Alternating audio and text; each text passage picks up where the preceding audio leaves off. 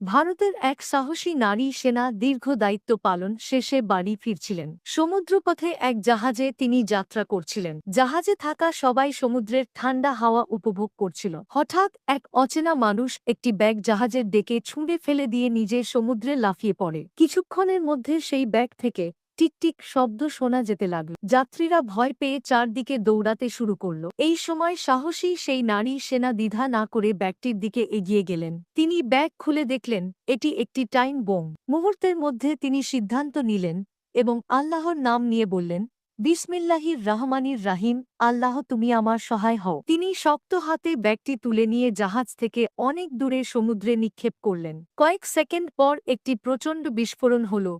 চারদিক কেঁপে উঠল।